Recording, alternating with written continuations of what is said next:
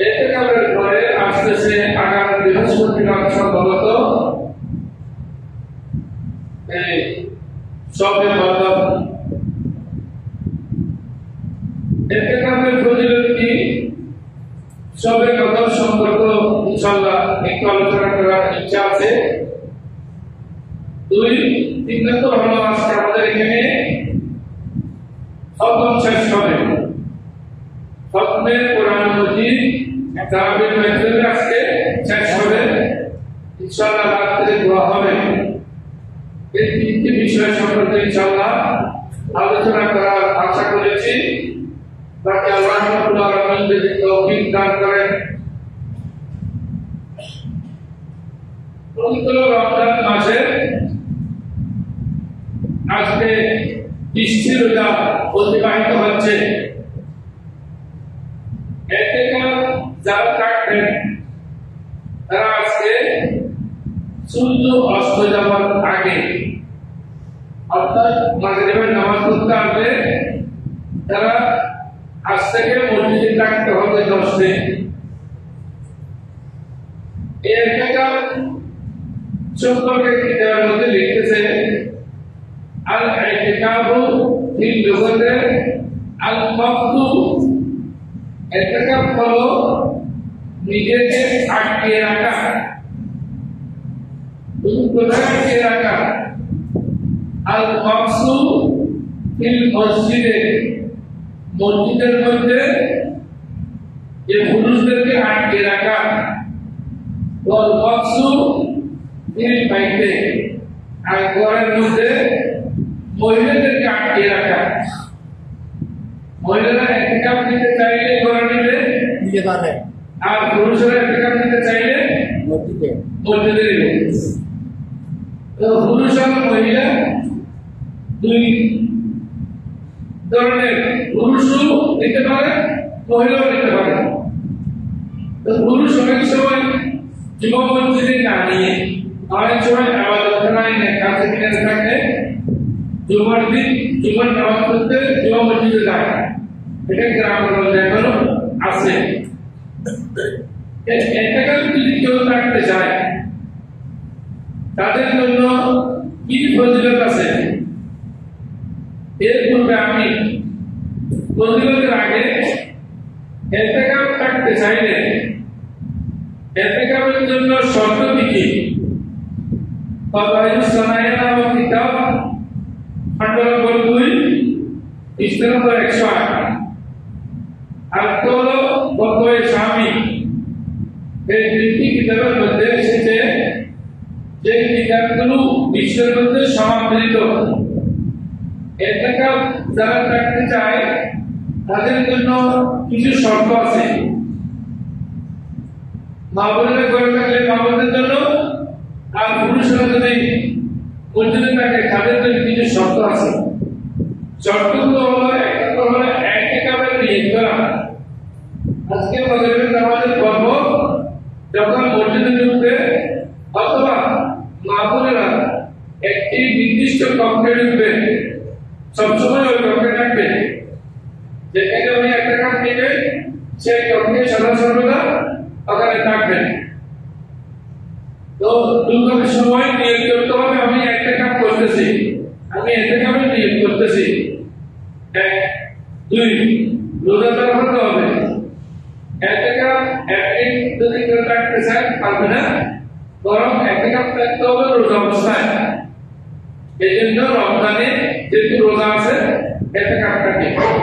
3 জামাত হয় এমন মসজিদ হওয়া।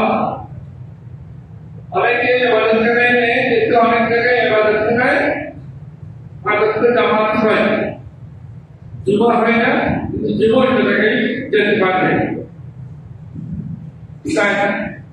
মুসলমান হতে হবে, অমুসলিমের জন্য কোনো এতেকাল নেই। 5 আকল জ্ঞানমান হওয়া, আকল বুদ্ধি হোশ এটা থাকতে হবে। যদি কারো ব্রেন আউট হয় ওরা এতেকাল থাকলে এতেকাল হবে না। 6 জামাবাতু হাইজ নামাজ থেকে পবিত্র থাকা, মানে নাপাক থাকতে পারবে না। নাপাক অনেক সময় স্বপ্ন দোষ হয়ে যায়। স্বপ্ন দোষ যদি কারো হয়ে যায় সাথে সাথে সে গোসল করে ফেলবে, সাথে সাথে গোসল করতে হবে। আর মা বোনদের খাইশ নামাজ থেকে মা বোনেরও পবিত্র থাকতে হবে, যাতে থাকা অবস্থায় খাইশ নামাজ না হয়। মহিলা তারপরে নামাজের জন্য নির্ধারিত স্থানে এতেকাফ করতে হবে। মানে যে রুমে থাকবে ওই রুমে সে নামাজ পড়বে, ওই রুমে সে এতেকাফ করবে। একেবারে শারীরিক কোনো প্রয়োজন ছাড়া, বাথরুমে যাওয়া ছাড়া সদা সর্বদা ওই রুমে বসে থাকবেন, শুয়ে থাকবেন, তসবিহ তাহলিল করবেন, দোয়া করবেন। আর মহিলা এতেকাফ অবস্থায় ঘর থেকে বের না হওয়া। যারা মা বোনেরা এতেকাফ নেবেন, যে কক্ষটি যে রুমটি আপনি নির্ধারণ করেন দেন, ওই রুম থেকে বের হতে পারবে না। আর পুরুষরা মসজিদ থেকে বের হতে পারবে না। আর পুরুষ যদি বাথরুমে যায় যেতে পারবে, বাথরুম ছাড়া অন্য কোনো কাজে বের হতে পারবে না। নয়, মহিলাদের জন্য স্বামীর অনুমতি নেওয়া প্রয়োজন। যে সমস্ত মাসুদের এতেকাফ নেবেন তারা স্বামী থেকে অনুমতি নেবেন, স্বামীর অনুমতি ছাড়া এতেকাফ করা যাবে না। 10, ওয়াজিব ও সুন্নাত এতেকাফের জন্য রোজা শর্ত, কিন্তু নফল এতেকাফের জন্য রোজা শর্ত নয়। এই আমরা রমজানের শেষ 10 দিন যারা থাকেন, এটা হলো সুন্নাত এতেকাফ, রোজা রাখতে হবে, রোজা ছাড়া হলে হবে না। 2, আর যারা ওয়াজিব এতেকাফ মানে যারা এতেকাফের মানত করেছে, অনেকে ছেলে নেয়, যদি মানত করে আল্লাহ তুমি যদি আমাকে একটা ছেলে দান করো তাহলে আমি এই এতেকাফ রাখবো। মানত করা, মানত করলেও ওয়াজিব হয়ে যায়। এই ওয়াজিব এতেকাফ রাখতে হলে রোজা রাখতে। এতেকাফ মানত এতেকাফ এটা রমজান ছাড়াও রাখতে পারে, তবে 5 দিন 10 দিন 3 দিন যা নিয়ে করে তখন রোজা রাখতে হবে। এতেকাফের সাথে রোজা রাখতে হবে। তাহলে এতেকাফ থাকা অবস্থায় সে কি করবে? এতেকাফ থাকা অবস্থায় এতেকাফকারী কাজ হলো কোরআন শরীফ তেলাওয়াত করা, তাসবিহ করা। যদি তাহলে সে বসে বসে তাসবিহ করবে, আলহামদুলিল্লাহ আলহামদুলিল্লাহ, লা ইলাহা ইল্লাল্লাহ লা ইলাহা ইল্লাল্লাহ, আল্লাহু আকবার, সুবহানাল্লাহ সুবহানাল্লাহ, এগুলো তাসবিহ করা। বসে না থেকে একেবারে চুপচাপ বসে থাকা মাকরুহ বলছেন। আপনি তাসবিহ করবেন, তাহলিল করবেন, কোরআন শরীফ করবেন। আর বেশি প্রয়োজনীয় কোনো কথা থাকলে সেটা বলবেন। দুনিয়াবি কথাবার্তা বলা নিষেধ। কিতাব পড়তে পারবে, কোরআন শরীফ তাফসীর করতে পারবে, কিতাবে পড়তে পারবে, অর্থাৎ সেই সবসময় এখানে ভালো কাজ করবেন, মসজিদে বসে বসে ভালো কাজ করবেন। আর যে সমস্ত মা বোনেরা এতেকাফ নেবেন তারা যদি কোরআন শরীফ পড়তে না জানে, তাসবিহ তাহলিল এগুলো হবে, সুবহানাল্লাহ আলহামদুলিল্লাহ আল্লাহু আকবার, এগুলো বলতে থাকবে, দোয়া করতে থাকবে, লা ইলাহা ইল্লা আনতা সুবহানাকা ইন্নী কুনতু মিনাজ জালিমিন, এগুলো বলতে থাকবে সব সময়। মানে যতক্ষণ সে এতেকাফ থাকবে ততদিন ভালো কাজ করতে থাকবেন। কোনো এতেকাফ অবস্থায় কোনো খারাপ কাজ করতে পারবে না। আর যারা মসজিদে এতেকাফ থাকবেন, যারা মসজিদের একটি জায়গা এক পাশে করে সেখানে থাকবেন, অন্য মুসল্লিদের সাথে পারস্পরিক কোনো গল্প গুজবে করতে পারবে না। এমনিও তো মসজিদের মধ্যে অনেকে করে কাজ কাম না থাকলে, এটা অনেক জায়গায় আছে, 2-4 মিলে মসজিদে এসে গল্প করে, রাজনীতির গল্প করে, অর্থনীতির গল্প করে, দেশের কেমন হয়েছে এগুলো গল্প করে। একবার সবাই সবাই নাউজুবিল্লাহ বলি। মসজিদ কি গল্প করার জায়গা? বলতেছেন মান সাকান্নামা বেকারামিন দুনিয়া ফিল মসজিদে আহবাতাল্লাহু আমালাহু আরবাইনা সানাতান সিত্তানা সানাতান সাবিনা সানাতান অনেক আছে। যে দুনিয়াবি কথাবার্তা মসজিদে বলে সে ব্যক্তি 40 বছরের ইবাদত, 60 বছরের ইবাদত, আবার আরেকটা আছে 70 বছরের ইবাদত নষ্ট হয়ে যায়। নাউজুবিল্লাহ। তাহলে মসজিদে এসে গল্প গুজব করাটা একদম ঠিক নয়। মুসল্লি মিলে মসজিদে গল্প গুজব করতে পারবে না। হাদিস শরীফ আছে মান ক্বালা ফিল মসজিদে উসকুত ফাকাদ লাগা। তিনজন মিলে কথা বলতেছে, সেখানে কেউ যদি বলে কথা বলবে না, চুপ থাকে, সে ভুল করছে। কারণ সে তো কথা বলে বলছে, সে বলার সময় কি বলছে? চুপ থাকে, এইটা বলা হয়েছে। তিনজনের কথা বলছে এটা অপরাধ। এরপরে যে নিষেধ করতেছে সেই তো কথা বলে বলতেছে তোমরা চুপ থাকো, এটা নিষেধ। কি করবে? মসজিদে যদি কেউ কথা বলে না বুঝে, তাহলে তাকে আপনি মুখে আঙুল দিয়ে এমন করে দেখাতে হবে যে চুপ থাকো, কথা বলিবে না, কথা বলিবে না। এই জন্য মসজিদ অনেক পবিত্র জিনিস।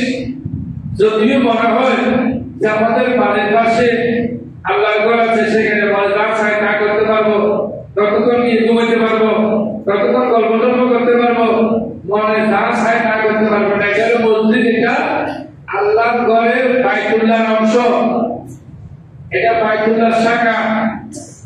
সুতরাং মসজিদে এমন কথা বলা নিষেধ। যারা থেকে লোক নেবেন তারা হুঁশিয়ার, দুনিয়াবি কথাবার্তা এখানে বলতে পারবে না। এজন্য হাদিস শরীফ আছে একটা জায়গা পাশে একটা জায়গা নির্ধারণ করে নেবে, এটা ওখানে যা একটা কাবা তুইয়ালাহু ফিরাশুহু আও ইউদাউ লাহু সরিরুহু ওয়ালা উসকুরাতি তাওবা। রাসূল করিম সাল্লাল্লাহু আলাইহি ওয়াসাল্লাম মসজিদে নববী শরীফে অনেকগুলো ফিলার আছে। ওই ফিলারের একটা ফিলারের একটা নাম আছে। আগে এগুলো ছিল, তো প্রথমে গিয়েছি তখন দেখছি আরবিতে লেখাগুলো ছিল।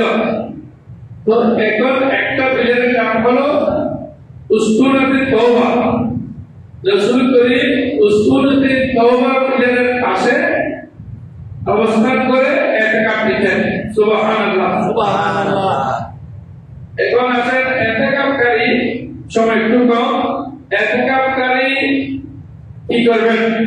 আয়েশা রাদিয়াল্লাহু তাআলা আনহা قالت السنة على المعتكف ألا يعود مريضا ولا يشهد جنازة ولا يمس امرأة ولا يباشرها। ইতিকাফকারী পুরুষ হোক অথবা মহিলা হোক কতগুলো কাজ করতে পারবে না। তখন একটি হলো কোন রোগীর সেবা করার জন্য কোন মেডিকেলে বা কারো ঘরে মসজিদ থেকে যেতে পারবে না। সেই মহিলা যে ইতিকাফ নিয়েছে সেখান থেকে অন্য জায়গায় যেতে পারবে না রোগী দেখার জন্য, রোগীকে সেবা দেওয়ার জন্য, এটা পারবে না। আল্লাহ শুধু জানাজার নামাজও পড়তে পারবে না। যদি মসজিদের বাইরে কোন জায়গায় জানাজা হয়, ইতিকাফকারী মসজিদ থেকে গিয়ে ওখানে জানাজা করতে পারবে না। উদাহরণস্বরূপ আমাদের মসজিদের বাইরে যদি জানাজা হয়, ওই জানাজায় ইতিকাফকারী ব্যক্তি গিয়ে জানাজার নামাজ পড়তে পারবে না। কারণ কি? জানাজার নামাজ হলো এটা ফরজে কিফায়া, কিছু মানুষ করলে আদায় হয়ে যায়, ইতিকাফকারী ওখানে যেতে পারবে না। আল্লাহ মুসলিম রাতান কোন মহিলাকে স্পর্শ করতে পারবে না, বিশেষ করে নিজের স্ত্রীকে স্পর্শ করতে পারবে না। আল্লাহ ইউবাসিরুহা, নিজের স্ত্রীর সাথে থাকতে পারবে না। আল্লাহ ইয়াখরুজু লিহাজাতিন ইল্লা লিমা লা বুদ্দা মিনহু। কোন প্রয়োজনে এদের মন চাইলে এখানে তরমুজ ব্যাপারে আছে, একটু তরমুজ দেখতে গেল, আর ও আদা ব্যাপারে আছে, আদা দেখতে গেল, এই রসুন দেখতে গেল, এটা পারবে না। মসজিদে থেকে একমাত্র প্রস্রাবের ছাড়া অন্য কাজে বের হতে পারবে না। তবে গোসল নিয়ে প্রত্যেকদিন গোসল করতে পারবে কিনা অথবা গোসল ফরজ না হলে করতে পারবে কিনা এটা নিয়ে আলেমদের মধ্যে অনেক একতলাপ আছে, মতবিরোধ আছে। তবে আমরা বলি যে বাথরুমে যাওয়ার সময় একসাথে কাপড় নিয়ে চলে যাবে, একসাথে কাপড় নিয়ে বাথরুম ছেড়ে দ্রুত গোসল করে চলে আসবে। ডাইরেক্ট গোসলের জন্য আবার কাপড় চোপড় নিয়ে ডাইরেক্ট গোসলের জন্য প্রত্যেকদিন যাওয়া এটা পারবে না। গোসল ফরজ করে পারবে, করতে চাই পারবে না। তবে টাকা পাইলা বেসমি রোজা ছাড়া কোনো টাকা পায় না। তবে টাকা পাইলা এই মসজিদের জামি মসজিদ ছাড়া, যে মসজিদে জুমা হয় সেই মসজিদ ছাড়া বা যে মসজিদে আসর নামাজ হয় এই মসজিদ ছাড়া এতেকাফ করা যায় না। অর্থাৎ পুরুষরা যদি চায় কোনো একটি কাজে কারো রুমে গিয়ে এতেকাফ দিবে, পুরুষরা পারবে না। কারো বাসায় নিজের বাসায় এতেকাফ করতে পারবে না পুরুষরা, বরং পুরুষরা মসজিদে এতেকাফ দিতে হবে। এখন আছেন এতেকাফ অবস্থায় জানাজার নামাজ তো পড়তে পারবে না, এতেকাফ অবস্থায় রুগী দেখতে পারবে না। ওই হাদিসে আল্লাহ রাসূল ইরশাদ করেছেন, আল্লাহ আয়েশা রাদিয়াল্লাহু তাআলা قالت إن كنت أدخل البيت للحاجة والمريض فيه فلا أسأل عنه إلا وأنا مارة قالت كان رسول الله صلى الله عليه وسلم لا يدخل البيت إلا لحاجة إذا كانوا معتكفين। রাসূল করিম ইরশাদ করেছেন, সুনান ইবনে মাজাহ শরীফের হাদিস 1786 নম্বর, এই আয়েশা সিদ্দিকা রাদিয়াল্লাহু তাআলা বলেন, যখন আমি ইকুতু রাকাবুল বাইতানিল হাজাতে রাসূল করিমের কক্ষ মোবারক এবং মসজিদে নববী একসাথে একটা লাগানো ছিল, তো যদি আমি কোনো কাজে ঢুকতাম ওর মরিদ দিয়ে এতেকাফ নেওয়ার সময় আমার পাশে রোগী আছে, রোগীকে কোনো সময় জিজ্ঞেস করতে হবে তোমার রোগ কেমন হয়েছে, কি রোগ হয়েছে, এগুলো জিজ্ঞেস করতে হবে না। কারণ এতেকাফ অবস্থায় রোগীর সেবা দেওয়া, রোগীর সাথে কথা বলা এগুলো ঠিক না, পারবে না। হ্যাঁ, যদি কেউ প্রয়োজনীয় কোনো কথা বলতে চায় এতেকাফকারীর পক্ষে যেতে হবে, মসজিদে গিয়ে কোনো প্রয়োজনীয় কথা থাকলে সেখানে দ্রুত শেষ করতে হবে। ইল্লা ওয়ানা মারাতুন কালা, আবার এতেকাফকারী মানুষ বাইরে কথা বলতে পারে না। কেউ সালাম দিলে মনে ছোট করে সালামের জবাবটা দিবে, সালামের জবাবটা দিয়ে তাইলে শেষ, সালামের জবাব দেওয়ার পরে শেষ, সালামের জবাবের পরে কিন্তু আর কিছু করতে পারবে না, কথাবার্তা বলতে পারবে না, কেমন আছে কেমন না এগুলো বলা নিষেধ।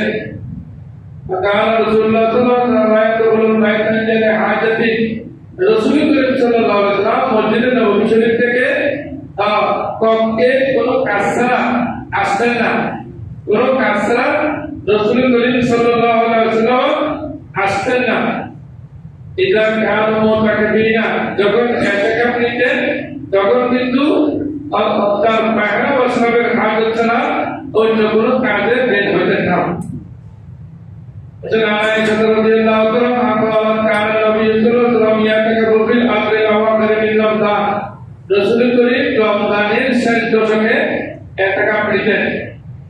أكنت أضرب له خبان فيصلي الصبح ثم يدخل مستقرا أبسط عائشة تضرب فأذنها فضرب الخبان فلما قالت زينب بنت جحش ضربت خبان। রাসূল করিম সাল্লাল্লাহু আলাইহি ওয়াসাল্লাম যে ইতিকাফ নেওয়ার সময় সেখানে এই 10 দিন থাকতেন। আর যাদেরকে শারতু ইতিকাফ আসলাম মিন শাওয়াল, অনেক সময় অন্য কোনো মাসও রোজা রেখে ইতিকাফ থাকতেন রাসূল করিম সাল্লাল্লাহু আলাইহি ওয়াসাল্লাম। জান্নাতুম মাসালিকুম সিবিয়ানাকুম ওয়া মাজানিকুম ওয়া শারারিকুম ওয়া বাইয়াকুম ওয়া হুসুমাকুম, তাকে এই জগতা এই উচ্চস্বরে কথাবার্তা বলা এটা মসজিদের মধ্যে নিষেধ, এগুলো মসজিদে করা যাবে না। আসলে এবার আপনার ইতিকাফের সময় আচ্ছা কোন বিয়ামের জামানে কওমুন ইয়াজলিসুনা ফিল মাসাজিদে, আমি কিছুক্ষণ আগে বলেছিলাম যে শেষ জামানায় এখন কতগুলো মানুষ হবে যারা মসজিদে গোলাকার হয়ে বসে গল্প করবে, সমাজের কাজ কি হয়েছে এখানে বসে বসে মসজিদে বসে বসে গল্প করবে হালকা হালকা। আমাহু দুনিয়ার কথা বলবে, ফালা তাজালিসুহুম বাইনাহু লাইসা লিল্লাহি হাজাতুন। সুতরাং আল্লাহ রাসূল ইরশাদ করেছেন যে সেখানে তারা কখনো এভাবে নেককার বান্দারা যাতে কথাবার্তা না বলে। অনেক সময় অনর্থক কথা বলার বান্দা বলে, এটার কথা বলতে না ব্যবহার করতে তাহলে নবী সাল্লাল্লাহু আলাইহি ওয়াসাল্লাম লা ইয়াজালু আবদু ফি সালাতি মা কানা মিন মুজরিন তাদিরু সালাতা মা লাম ইয়াহদিস। আল্লাহ রাসূল বলেছেন যে এক নামাজের পরে আরেক নামাজের জন্য অনেকে বসে থাকে, তো বসে যখন থাকে দুই বন্ধু মিলে গল্প করে সুন্দর সুন্দর গল্প গুজব করে, এটা নিষেধ।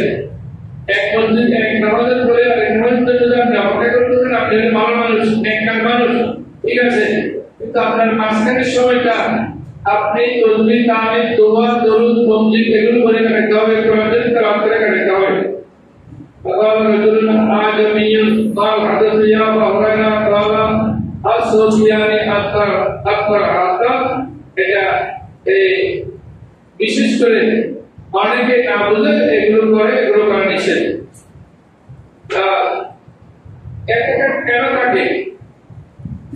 ইতিকাফ থাকার কারণ হলো যে রমজানের শেষ দশকে, রমজানের শেষের দিকে মানুষের ইতিকাফ থাকার কারণ হলো সেই 4 দিনের মধ্যে বেজুজের রাত আছে, ওই রাতগুলোর মধ্যে আপনার লাইলাতুল কদর আছে, কি আছে? লাইলাতুল কদর। আমরা তো 26 তারিখ দিবাগত রাখি না, পালন করি, কিন্তু আল্লাহর যারা নেককার বান্দা তারা 21 তারিখ রাত মানে 20 তারিখ দিবাগত রাত, আজকে রাত আর কি, আজকে রাত কিসের রাত? ইতিকাফ কেন থাকে? আজকে রাতটা হলো আপনার সময় কত রাত? 21, 23, 25, 27, 29 এই বেজুর রাতগুলোর মধ্যে একটা বিশ্বহা বলছেন, আল্লাহ রাসূল বলছেন এই বেজুর রাত সমূহের মধ্যে ইতিকাফ বুঝেন, সরি লাইলাতুল কদর বুঝেন। ইতিকাফটাকে কেন? ইতিকাফটাকে ঠিক জায়গায় ইবাদত করে যাতে সে ওই লাইলাতুল কদরটা পায়। লাইলাতুল কদরটা মসজিদে থাকলে যত সুবিধা পেতে, ওই জায়গায় থাকলে কিন্তু পেতে এত সুবিধা নয়। সুতরাং ওই হিসেবে আপনার হিসাব করে বুঝতে হবে যে লাইলাতুল কদর পাওয়ার জন্য উনি কাটেন বলছেন। এই ব্যাপারে নিজের গুনাহ ক্ষমা চাওয়ার জন্য অনেক ইতিকাফকারী এখানে থাকে। কালা ইয়া ইবনা আদম ইন্নাকা মা তাউতানি ওয়া রাদুতানি কাবালতু লাকা আলা মা কানা ফিকা ওয়ালা উবালিয়া ইবনা আদম লাউ ফারাগাত। এটা হলো হাদিস যে নিজের গুনাহ মাফ যদি বান্দা চায় ইতিকাফ থেকে আল্লাহ রাসূল ঘোষণা দিয়েছেন আল্লাহ তার গুনাহ মাফ করে দেন। সুবহানাল্লাহ সুবহানাল্লাহ। তো বেজুল্লাহর মধ্যে ইতিকাফ চাইতে হবে, বুঝতে হবে। ইয়া রাসূলুল্লাহ আইতাইনা আলাইহি আন আইয়ুলাইলাতিন লাইলাতুল কদর। রাসূল পাকের কাছে জিজ্ঞেস করেছেন ইয়া রাসূলুল্লাহ লাইলাতুল কদর কোনটি? তো লাইলাতুল কদর যত রমজানের শেষে বেজুল্লাহ আছে ওখানে লাইলাতুল কদর আছে। তো লাইলাতুল কদর অবশ্যই আমাদের অন্তর ঘুরে ইবাদত করতে হবে। আমি অনুরোধ করব যারা যারা পারেন এটা আজকে রাত 21 তারিখ রাত, 23 তারিখ রাত, আপনার 25 তারিখ রাত এবং 27 তারিখ 29 তারিখ এই সব রাতের মধ্যে বেশি বেশি ইবাদত করবেন, চেষ্টা করবেন রাত জাগরণ থেকে ইবাদত করার জন্য, যাতে আপনিও এই রাতটা পান।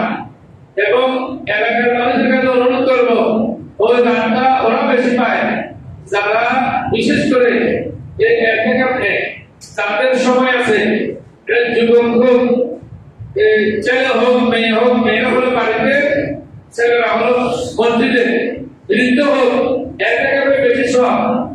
আল্লাহ রাসূল বলেছেন কাহাজ যাতাইনে পরমরাতাইনে, দুইটি হজ এবং দুইটি নফল ওমরা, দুইটি নফল হজ, দুইটি নফল ওমরার সওয়াব পাবে যারা এতেকাফ থাকে। তো যারা স্থানীয় হোক, বাইরের হোক, যে যেখানে হোক, যদি পারেন এতেকাফ থাকবেন, এতেকাফ থেকে ইবাদত করবেন বেশি বেশি করে, আল্লাহ তাদের রহমতের কামালা আজরা নাযিল করে। এই দুইটা বিষয় শেষ।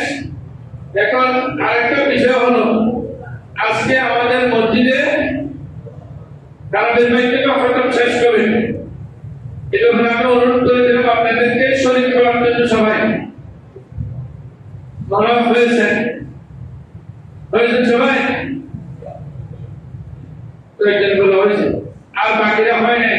আজকে রাত্রে ইনশাআল্লাহ মাগরিবের নামাজের পর থেকে খতমের কি সওয়াব, খতম করলে তারাবির মাইকে খতম আদায় করলে কোন ধরনের সওয়াব পাওয়া যায়, এটা ইনশাআল্লাহ আজকে মাগরিবের নামাজের পর থেকে আমাদের মসজিদে আলোচনা হবে।